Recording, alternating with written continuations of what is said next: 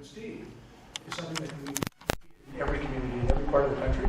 Now, years ago, I remember getting some money from the province of Ontario in response to our gun problems down in Toronto.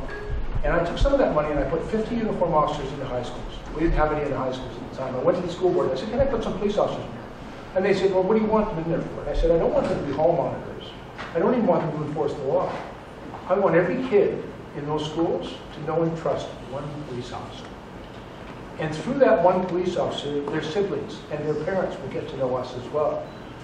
It will change those kids' attitude towards the police, but just as importantly, it also transforms the police attitude towards those kids. We saw remarkable outcomes. We saw a 30% crime reduction in the neighborhoods in those schools where we were located. You know, the number of school suspensions dropped.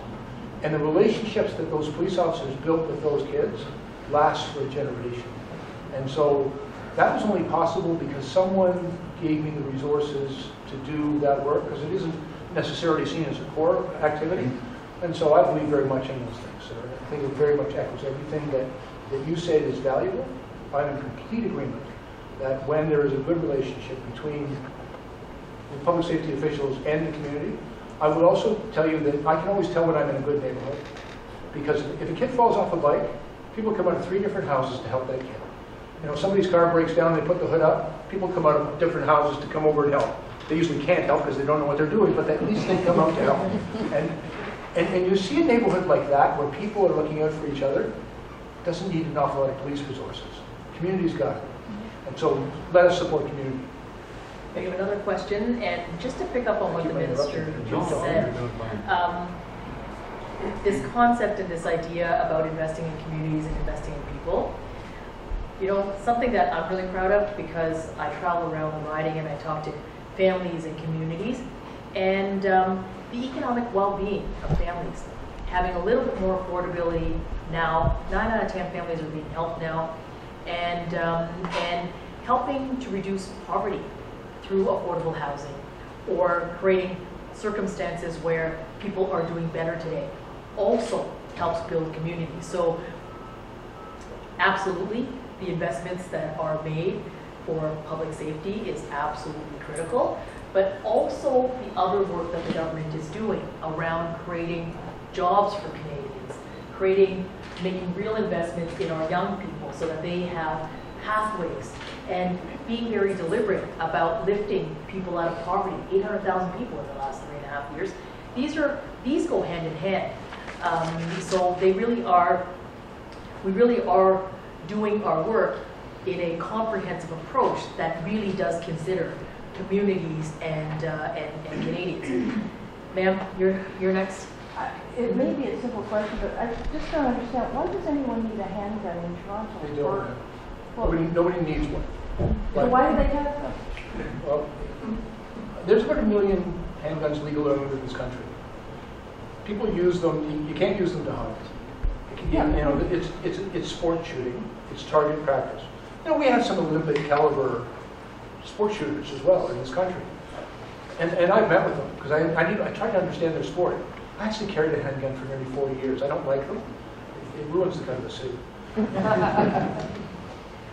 But there are people that use them. I kind of look at that and, like, I wouldn't personally own a gun. I don't.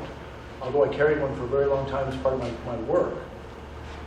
But if a person obeys all our rules, and we write very strict rules, and for example, if you've got to pass all the regulations and background checks in order to acquire a firearm in the first place, and you're willing to do all of that work to qualify, and if you when you acquire that weapon, if you store it in a way which makes it absolutely secure that it won't be stolen by some criminal who's going to use it on the street to kill people, and when you use your firearm, either you transport it to or from the range, or when you use it at the range, you do it in a very safe and responsible way.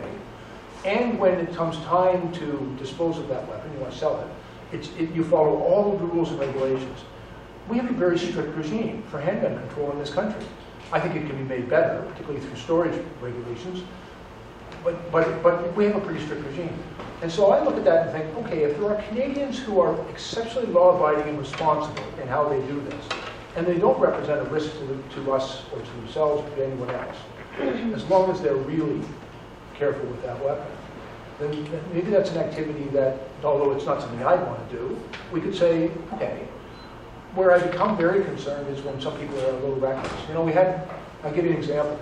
There was a gun shop, a gun retailer in Saskatchewan, who somebody broke into their shop, and they had their guns on display in the shop with a metal cable running through the trigger frames.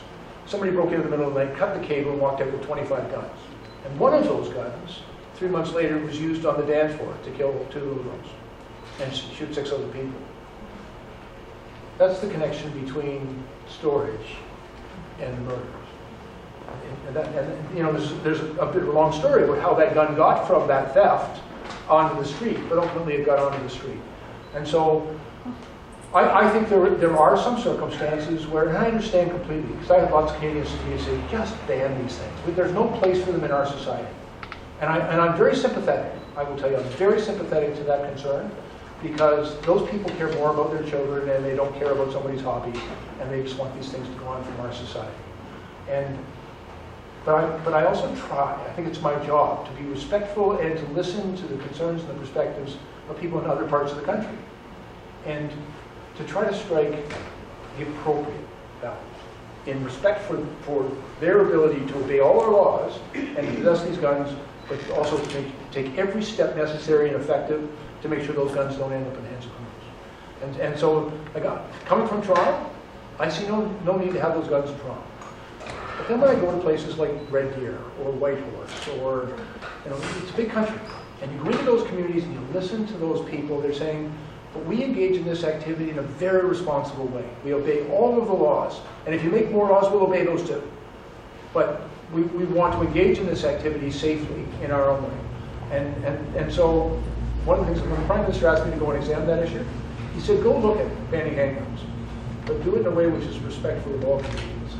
And I agree with that. I think that's exactly what we need to do. Ultimately, I would always err on the side of keeping people safe. That's what my local life tries to keep people safe. But I also try to respect everybody's perspective. I think that's another obligation. So I hope that answers it.